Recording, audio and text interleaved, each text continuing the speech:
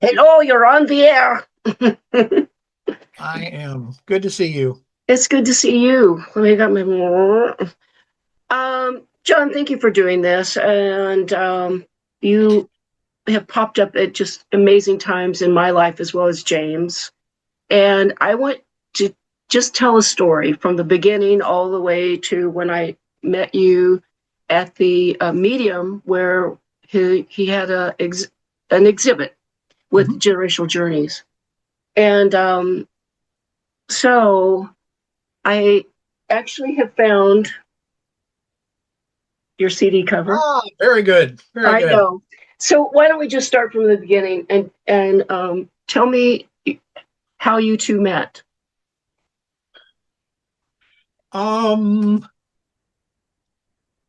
Where did we meet? I remember the first time I called him at one point because I was interested in doing a project with him. And at the time I was working on the Phoenix. It wasn't Minstrel's Tales, which is a project he talked about working on after Minstrel's Tales, but it never, the technology wasn't there to do it yet, what I wanted to do. And it took a long time for that to catch up. But I remember visiting him in his house, and I think he was living in Eureka at that point. Wow. That would be, I looked at your interview. Maybe it was in Rogers, but it was downtown Rogers. He hadn't moved out to the lake yet. Right. I did preview your interview that you did at the Medium with Gina Galena, and Corey Myers was the videographer at that time. And one of the things, so I'm kind of loaded for bear so I'm really smart right now. You were saying that you met him in 1980. So I'm wondering, did you see his artwork before you met the man? Yes. It was at Sidereal Jewels. Was that it? The name of the place there on Spring Street. Shortly before it closed. And he actually worked in there, painting live for people. Well, not caricature stuff. I mean, he was doing his painting in front of people and displaying his art in there. And I didn't meet him, but I saw his art. And I remember asking how to get a hold of the artist because I was really impressed, and I had a project I was working on and wanted to see if, kind of bounce it off him, see if he had any ideas. So I went and visited him. He invited me over to his home, and I got to see more of the stuff he was working on in progress. And we talked about the project that I was working on, and I played him some of the demos from it. And he was really impressed and thought, wow, this is really cool. We could do something with this. And Pan there behind you was actually one of the characters in the story. He did not do that drawing for me, but Pan was already in the story, and that's when he showed me the drawing. And it's like, wow, this is like simpatico here. But this was shortly before I was moving to Phoenix, Arizona. I headed out there with the intention of going out for just the winter and ended up staying like a year and a half, and working at Rawhide, which was like a Western town out there where they, did gunfights in the streets and all that kind of stuff. And that's gunfight in 20 minutes. Yeah, that's it. And he like a little mini Silver Dollar City, and they didn't have an entertainment troupe, but they came through Silver Dollar City where I was at the time and saw me playing and said, "Would you like to come out and play for the winter?" And I said, "Yeah, I've got friends of mine who might be interested too." And I suggested them, and by the time we all got there, we became their first in-house entertainment troupe. And it was so much fun. Instead of going back to Silver Dollar City in the spring, I just decided to stay out there.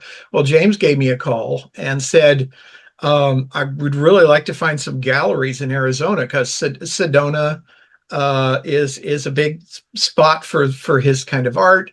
So was Scottsdale and Jerome, which was another one.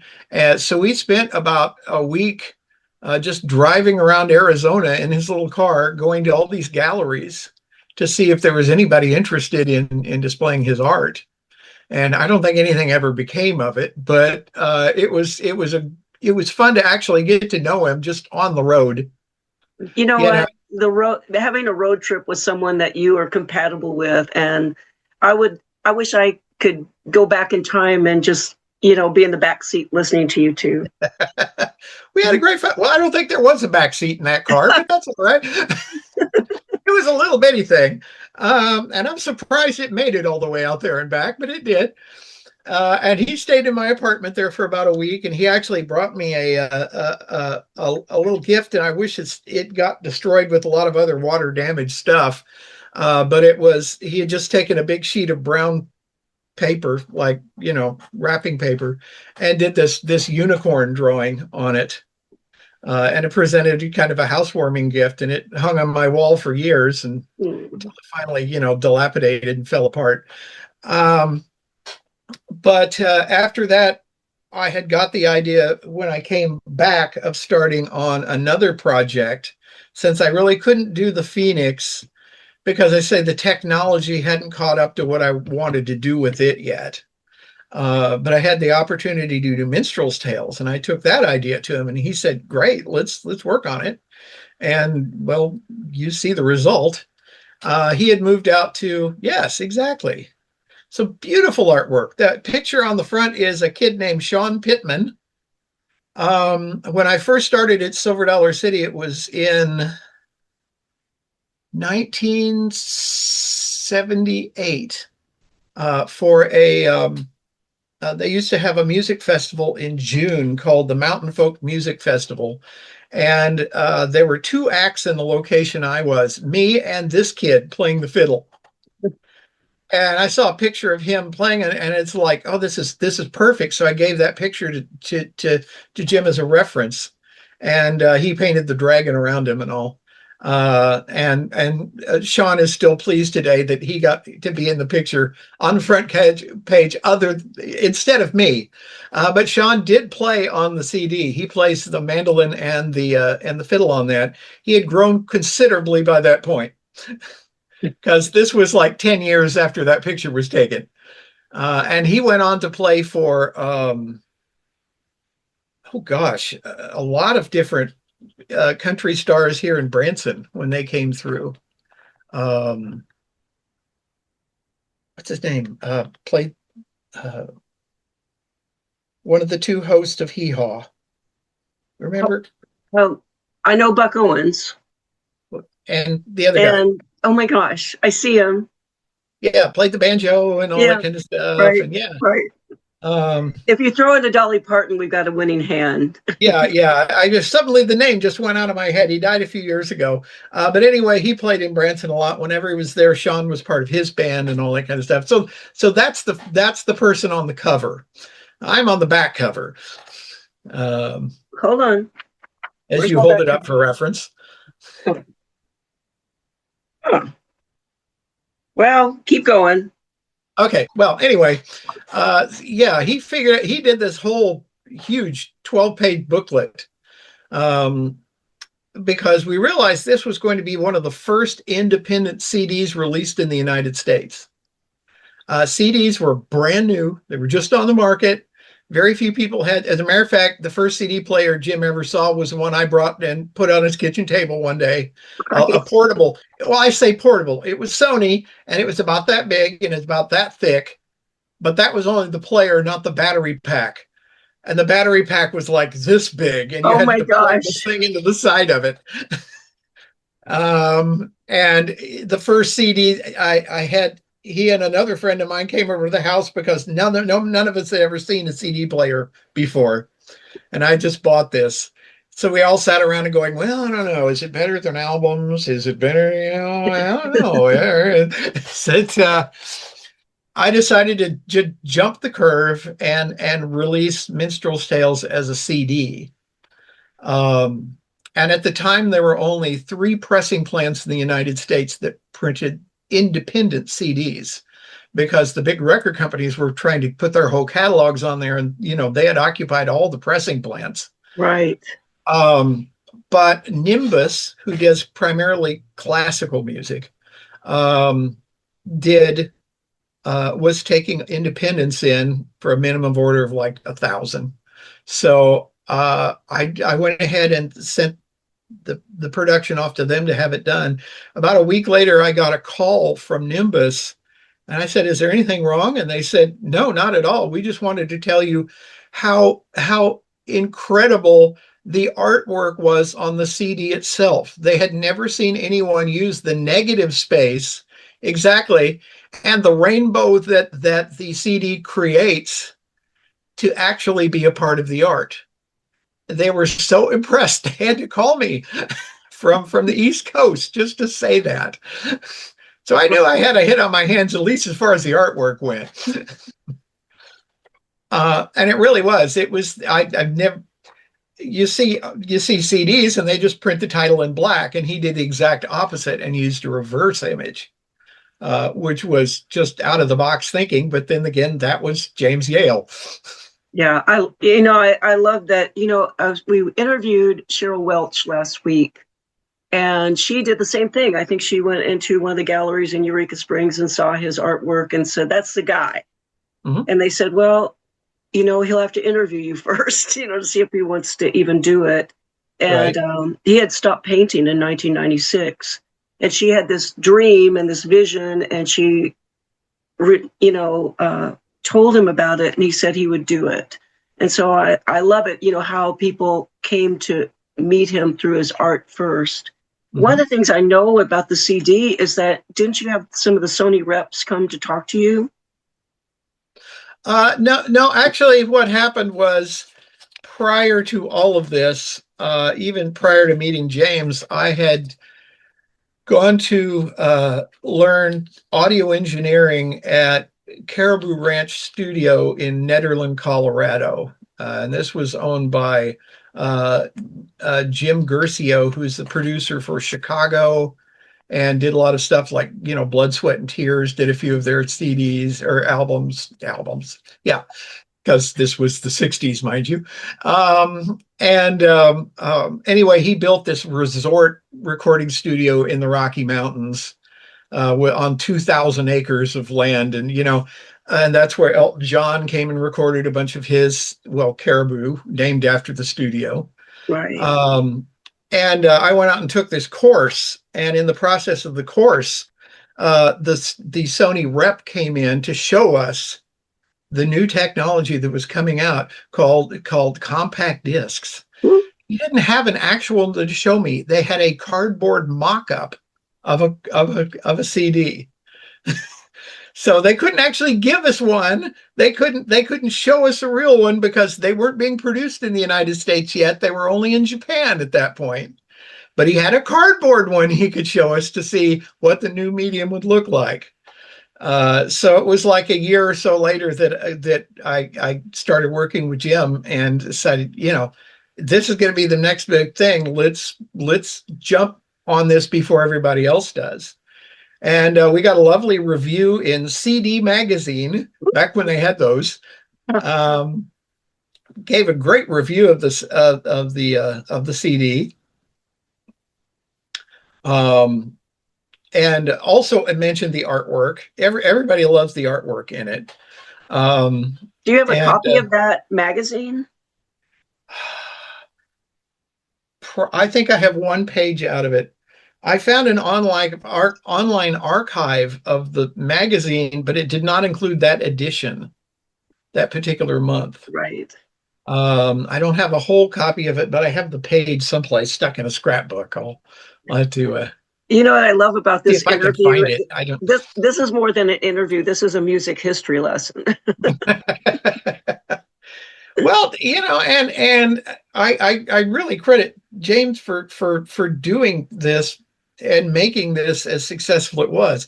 Now, sales were not all that successful because I was selling them mostly at Silver Dollar City, and most of the guests had never seen a CD either, much less had a CD player.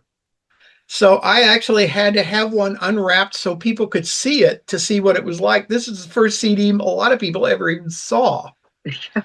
And I had people buy them that didn't even have a CD player yet. It's just like, we'll get one, but so it was interesting. It was an interesting time. Well, look what else I found. A Oh cassette. yes, that's the way most people bought them.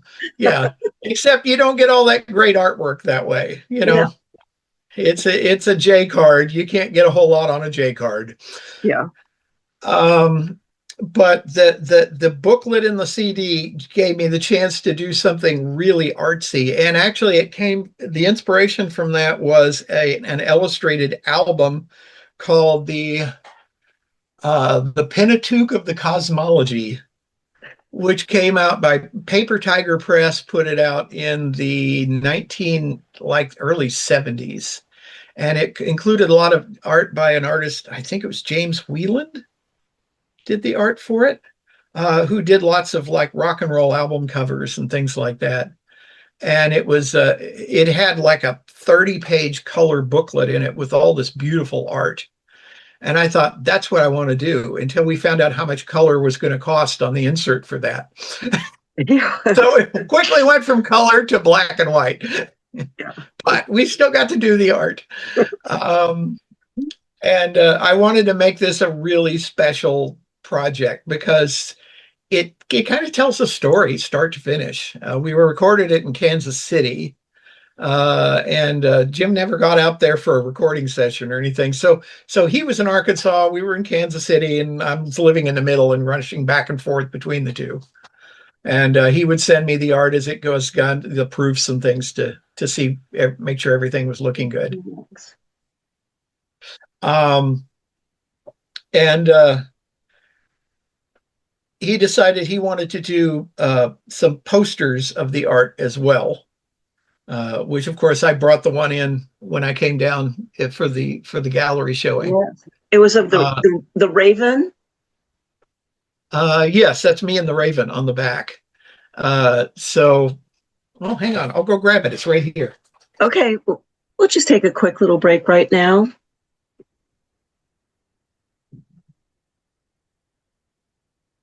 And I'll take a quick little break and do this.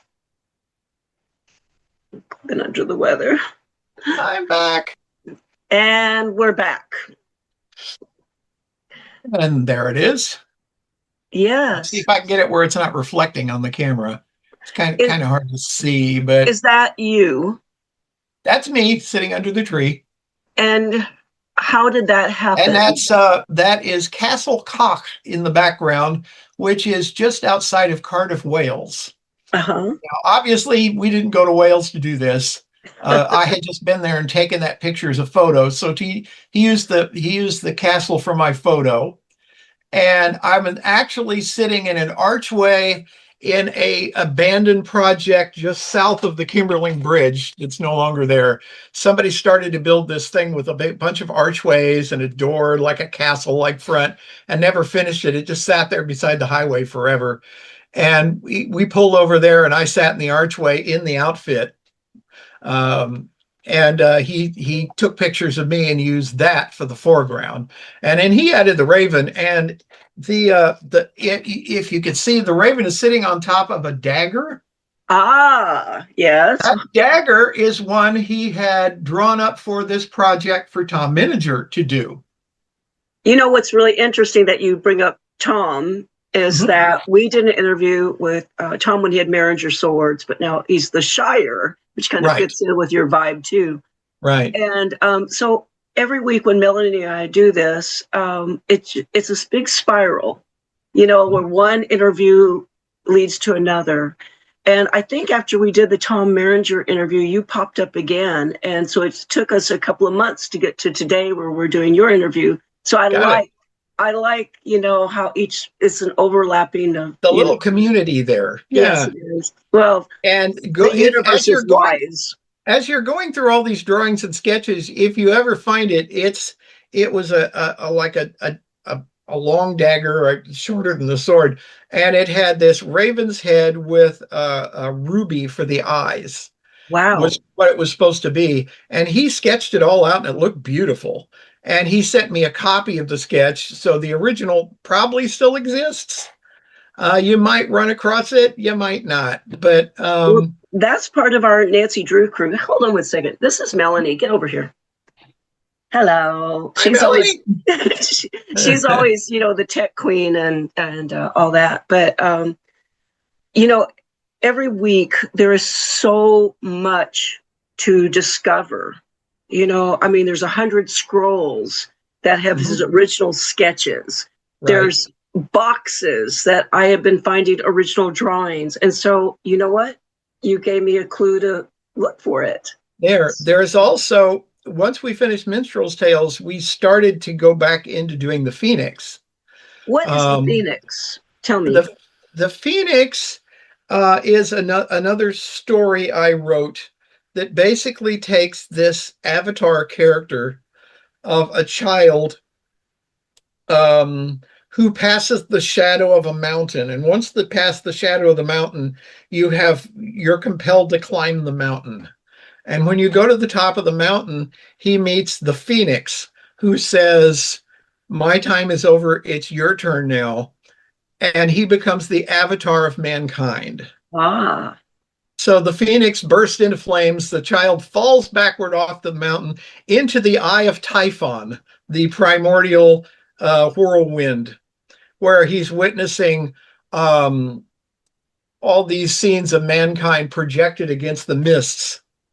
And as he goes through the entire progress, the birth of mankind, the rise of civilization, up through into the technology age, he finally escapes into space because he's tired of the whole thing, and he didn't want to have anything to do with mankind, only to find out at the end that he can't escape because he is actually Kronos, and he doesn't know it.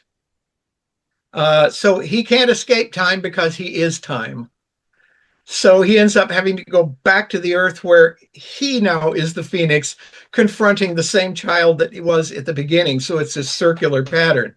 But the new child refuses to go along with it and says, no, it's time. It's time for time is over.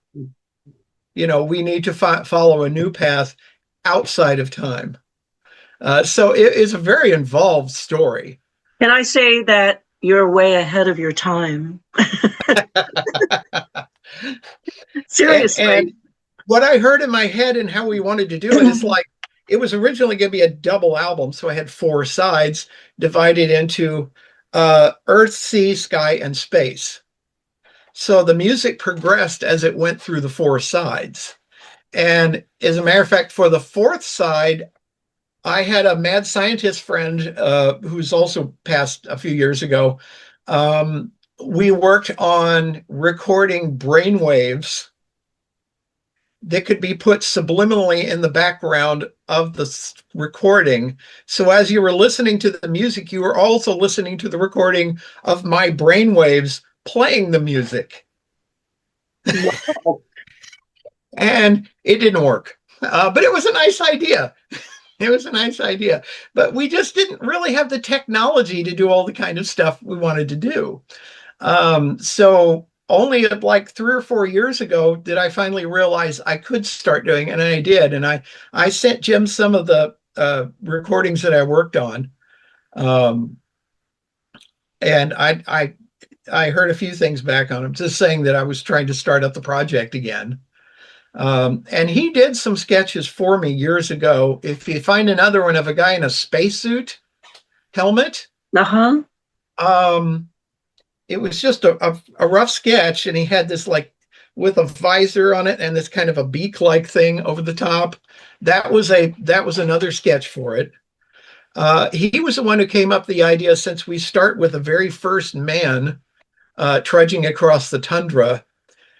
He's the guy with the beard, but he's got like wires hanging out from his skull, like he's had implants or something, like EKG kind of connectors on his head. So the first man was indeed not the first man. He was created, So there was a lot of subtlety in this. But one of the first people the boy in this meets is Pan. in his forest glade, and Pan turns out to be the avatar for the previous generation. And we had talked about, since Alex was still young enough to wear those horns, of going out to Hogscald Hollow outside of Eureka Springs there, where there were some ruined buildings down in there, and actually filming a scene of the dialogue that fit between the songs at this ruins. It's like this was the ruins of the fallen civilization that preceded man. So it was fun stuff to work on.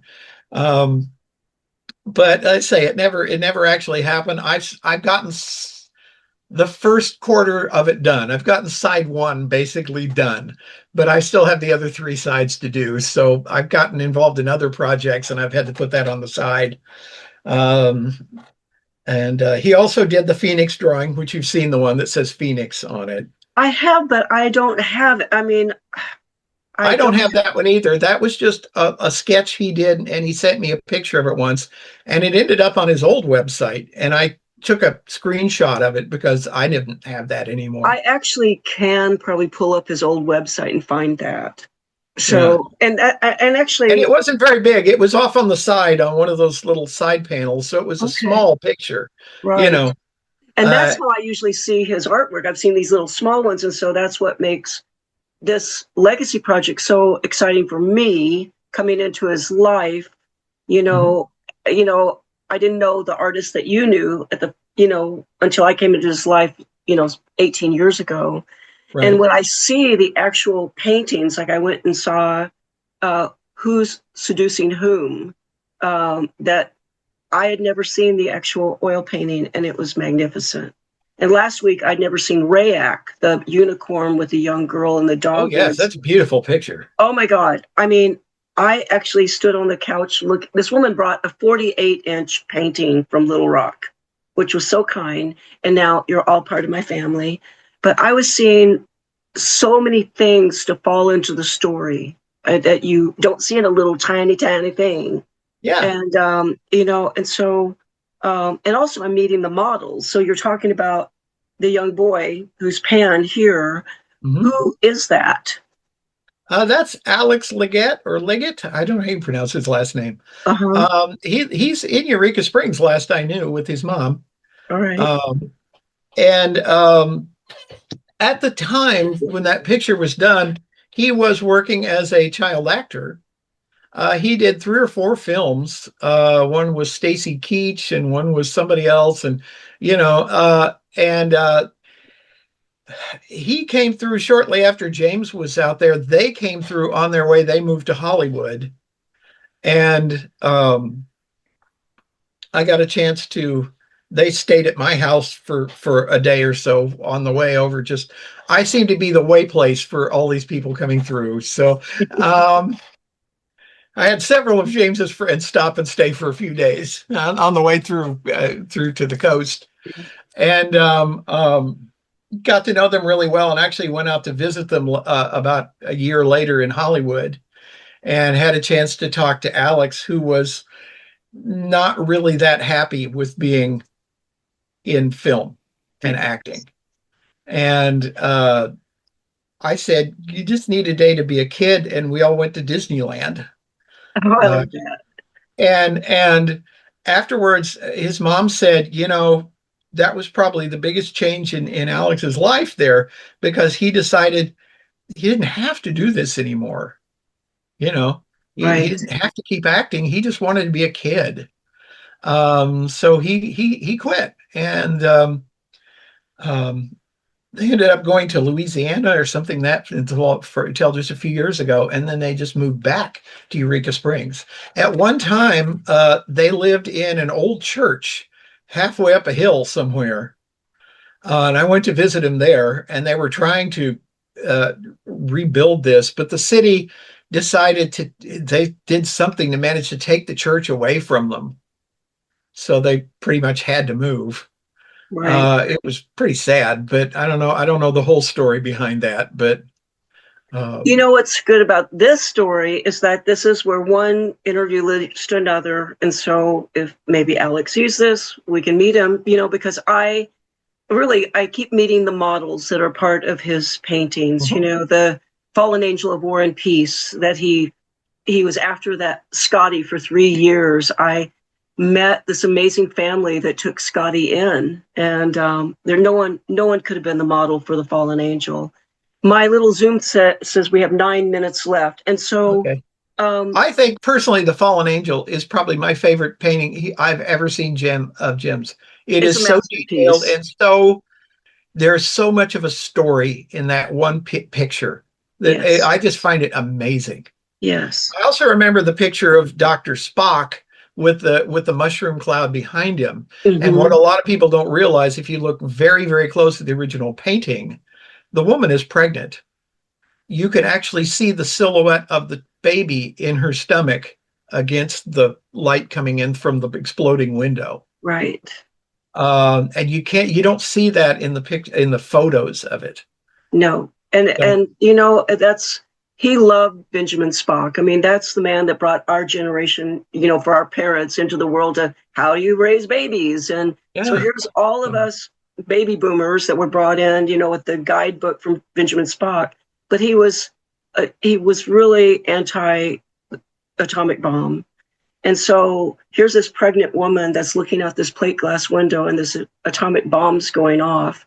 And he photographed Ben Spock over and over again to get the right expression where the papers are flying up and, you know, the surprise on his face. And that is probably one of James's favorite paintings, as a matter of fact.